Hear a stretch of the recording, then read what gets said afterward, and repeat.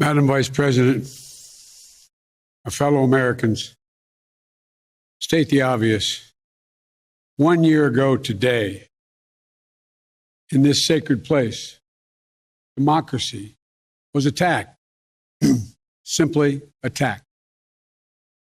The will of the people was under assault. The Constitution, our Constitution, faced the gravest of threats. Outnumbered in the face of a brutal attack, the Capitol Police, the D.C. Metropolitan Police Department, the National Guard, and other brave law enforcement officials saved the rule of law. Our democracy held. We, the people, endured. We, the people, prevailed. For the first time in our history, a president had not just lost an election, he tried to prevent the peaceful transfer of power as a violent mob breached the Capitol. But they failed. They failed. And on this day of remembrance, we must make sure that such attack never happens again. I'm speaking to you today from Statuary Hall in the United States Capitol. This is where the House of Representatives met for 50 years in the decades leading up to the Civil War. This is on this floor where young Congressman of Illinois, Abraham Lincoln, sat at desk 191. Above him, above us, over that door leading into the rotunda, is a sculpture depicting Cleo, the muse of history. In her hands, an open book in which she records the events taking place in this chamber below. Cleo stood watch over this hall 1 year ago today, as she has for more than 200 years. She recorded what took place, the real history, the real facts, the real truth, the facts and the truth that Vice President Harris just shared, and that you and I and the whole world saw with our own eyes. The Bible tells us that we shall know the truth, and the truth shall make us free. We shall know the truth. Well, here is the God's truth about January 6, 2021. Close your eyes. Go back to that day. What do you see? Rioters rampaging, waving for the first time inside this Capitol. Confederate flag that symbolized the cause to destroy America, to rip us apart. Even during the Civil War, that never, ever happened. But it happened here in 2021. What else do you see? A mob breaking windows, kicking in doors, breaching the Capitol. American flags on poles being used as weapons, as spears. Fire extinguishers being thrown at the heads of police officers. A crowd that professes their love for law enforcement assaulted those police officers, dragged them, sprayed them, stomped on them. Over 140 police officers were injured. We all heard the police officers who were there that day testify to what happened. One officer called it, quote, a medieval battle, and that he was more afraid that day than he was fighting the war in Iraq. They've repeatedly asked since that day, how dare anyone diminish, belittle, or deny the hell they were put through? We saw with our own eyes. Rioters menaced these halls, threatening the life of the Speaker of the House, literally erecting gallows to hang the Vice President of the United States of America. What did we not see? We didn't see a former president who had just rallied the mob to attack, sitting in the private dining room off the Oval Office in the White House, watching it all on television and doing nothing for hours as police were assaulted, lives at risk, the nation's capital under siege. This wasn't a group of tourists. This was an armed insurrection. They weren't looking to uphold the will of the people. They were looking to deny the will of the people. They weren't looking to uphold a free and fair election. They were looking to overturn one. They were looking to save the cause of America. They were looking to subvert the Constitution. This isn't about being bogged down in the past. It's about making sure the past isn't buried. That's the only way forward. That's what great nations do. They don't bury the truth. They face up to it. Sounds like hyperbole, but that's the truth. They face up to it. We are a great nation. My fellow Americans, in life there's truth, and tragically there are lies. Lies conceived and spread for profit and power. We must be absolutely clear about what is true and what is a lie. And here's the truth. The former President of the United States of America has created and spread a web of lies about the 2020 election. He's done so because he values power over principle, because he sees his own interest as more important than his country's interest, than America's interest, and because his bruised ego matters more to him than our democracy or our Constitution. He can't accept he lost, even though that's what 93 United States senators, his own attorney general, his own vice president, governors and state officials in every battleground state have all said he lost. That's what 81 million of you did as you voted for a new way forward. He has done what no president in American history, the history of this country, has ever done. He refused to accept the results of an election and the will of the American people. While some courageous men and women in the Republican Party are standing against it, trying to uphold the principle of that party, too many others are transforming that party into something else. They seem no longer to want to be the party of Lincoln, Eisenhower, Reagan, the Bushes. But whatever my other disagreements are with Republicans who support the rule of law and not the rule of a single man, I will always seek to work together with them to find shared solutions where possible. Because if we have a shared belief in democracy, then anything is possible. Anything. And so at this moment, we must decide, what kind of nation are we going to be? Are we going to be a nation that accepts political violence as a norm? Are we going to be a nation where we allow partisan election officials to overturn the legally expressed will of the people? Are we going to be a nation that lives not by the light of the truth, but in the shadow of lies? We cannot allow ourselves to be that kind of nation. The way forward is to recognize the truth and to live by it. The big lie being told by the former president and many Republicans who fear his wrath is that the insurrection in this country actually took place on Election Day, November 3rd, 2020. Think about that. Is that what you thought? Is that what you thought when you voted that day? Taking part in an insurrection? Is that what you thought you were doing? Or did you think you were carrying out your highest duty as a citizen and voting? Former president's supporters are trying to rewrite history. They want you to see Election Day as the day of insurrection. And the riot that took place here on January 6th as a true expression of the will of the people. Can you think of a more twisted way to look at this country, to look at America? I cannot. Here's the truth. The election of 2020 was the greatest demonstration of democracy in the history of this country. More of you voted in that election than have ever voted in all of American history.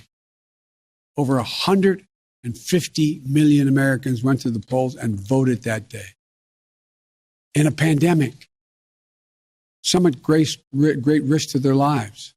They should be applauded, not attacked. Right now, in state after state, new laws are being written, not to protect the vote, but to deny it. Not only to suppress the vote, but to subvert it.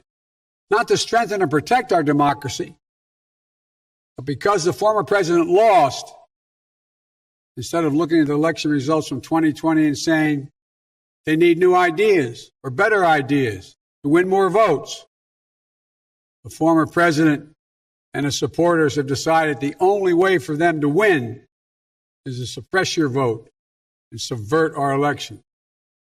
It's wrong. It's undemocratic. And frankly, it's un-American. Second big lie being told by the former president and his supporters that the results of the election of 2020 can't be trusted. The truth is that no election in American history has been more closely scrutinized or more carefully counted. Every legal challenge questioning the results in every court in this country that could have been made was made and was rejected. Often rejected by Republican-appointed judges, including judges appointed by the former president himself, from state courts to the United States Supreme Court. Recounts were undertaken in state after state. Georgia counted its results 3 times, with 1 recount by hand. Phony partisan audits were undertaken long after the election in several states. None changed the results. And in some of them, the irony is the margin of victory actually grew slightly. So let's speak plainly about what happened in 2020. Even before the first ballot was cast, the former president was preemptively sowing doubt about the election results. He built his lie over months. It wasn't based on any facts. He was just looking for an excuse, a pretext, to cover for the truth. He's not just a former president. He's a defeated former president. Defeated by a margin of over 7 million of your votes in a full and free and fair election. There is simply zero proof the election results are inaccurate. In fact, in every venue where evidence had to be produced, an oath to tell the truth had to be taken, the former president failed to make his case. Just think about it. The former president and his supporters have never been able to explain how they accept as accurate the other election results that took place on November 3rd. The elections for governor, United States Senate, House of Representatives. Elections which they closed the gap in the House. They challenged none of that. President's name was first. Then we went down the line. Governors, senators, House Representatives. Somehow those results are accurate on the same ballot. But the presidential race was flawed. And on the same ballot, the same day, cast by the same voters. The only difference, the former president didn't lose those races. He just lost the one that was his own. Finally, the third big lie being told by a former president and his supporters, that the mob who sought to impose their will through violence are the nation's true patriots. Is that what you thought when you looked at the mob ransacking the Capitol, destroying property, literally defecating in the hallways, rifling through the desks of senators and representatives, hunting down members of Congress? Patriots? Not in my view. To me, the true patriots were the more than 150 Americans who peacefully expressed their vote at the ballot box. The election workers who protected the integrity of the vote. And the heroes who defended this Capitol. You can't love your country only when you win. You can't obey the law only when it's convenient. You can't be patriotic when you embrace and enable lies. Those who stormed this Capitol, and those who instigated and incited, and those who called on them to do so, held a dagger at the throat of America, at American democracy. They didn't come here out of patriotism or principle. They came here in rage, not in service of America, but rather in service of one man. Those who incited the mob, the real plotters who were desperate to deny the certification of this election, defy the will of the voters. But their plot was foiled. Congressmen, Democrats, and Republicans stayed. Senators, representatives, staff, they finished their work the Constitution demanded. They honored their oath to defend the Constitution against all enemies, foreign and domestic. Look, folks, now it's up to all of us, to we the people, to stand for the rule of law, to preserve the flame of democracy, to keep the promise of America alive. The promise is at risk, targeted by the forces that value brute strength over the sanctity of democracy, fear over hope, personal gain over public good. Make no mistake about it, we're living at an inflection point in history, both at home and abroad. We're engaged anew in a struggle between democracy and autocracy, between the aspirations of the many and the greed of the few, between the people's right of self-determination and the self-seeking autocrat. From China, Russia, and beyond, they're betting that democracy's days are numbered. They've actually told me democracy is too slow, too bogged down by division to succeed in today's rapidly changing, complicated world. And they're betting. They're betting America will become more like them and less like us. They're betting that America is a place for the autocrat, the dictator, the strongman. I do not believe that. That is not who we are. That is not who we have ever been. And that is not who we should ever be.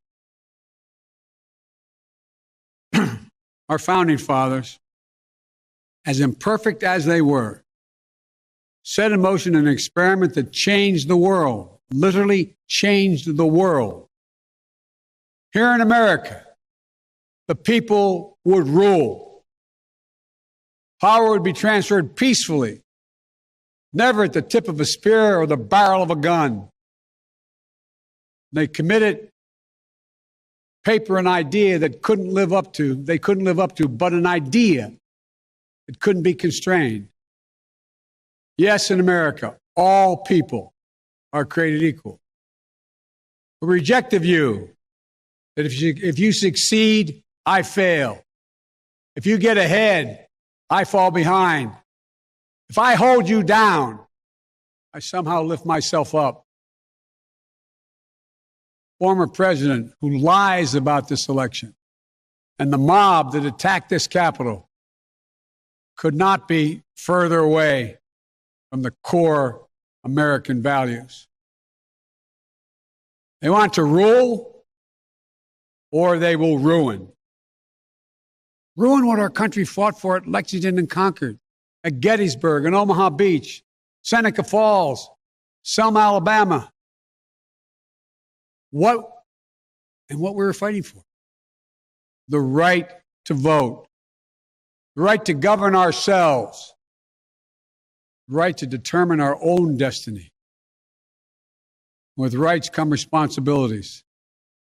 Responsibility to see each other as neighbors, Maybe we disagree with that neighbor, but they're not an adversary. Responsibility to accept defeat.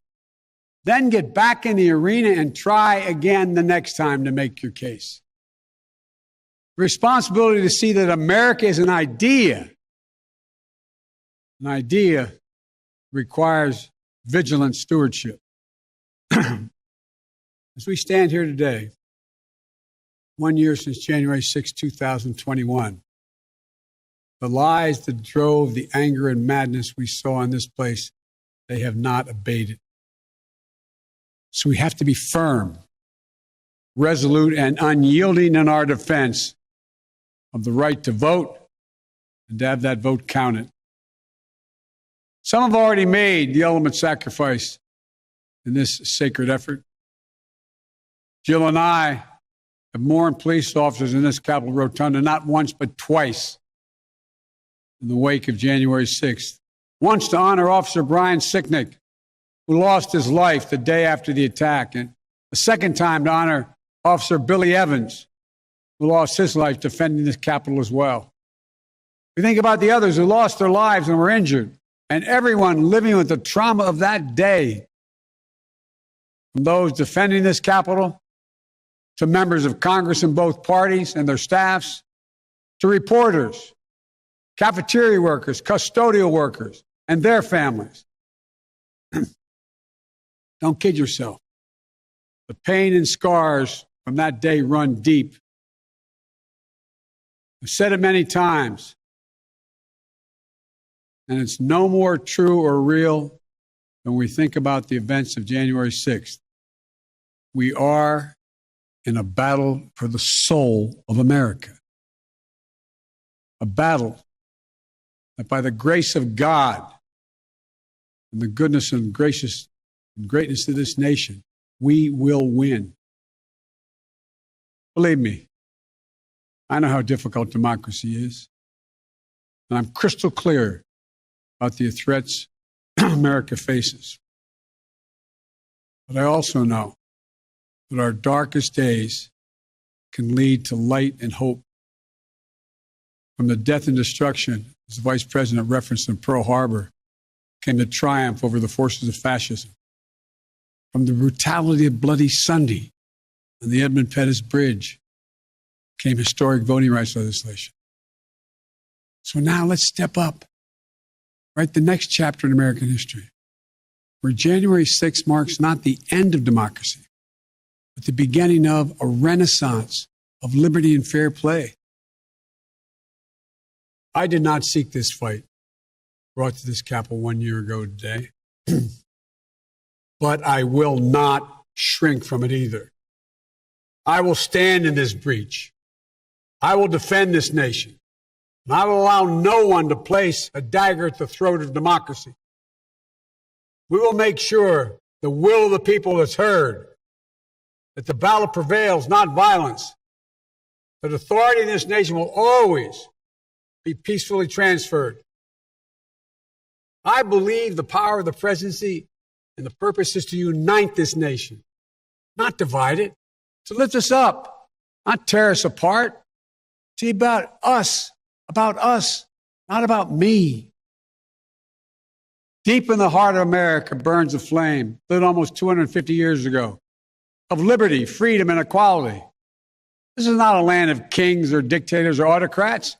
We're a nation of laws, of order, not chaos, of peace, not violence. Here in America, the people rule through the ballot, and their will prevails. So let us remember, together, we're one nation, under God, indivisible. That today, tomorrow, and forever at our best, we are the United States of America. God bless you all. May God protect our troops.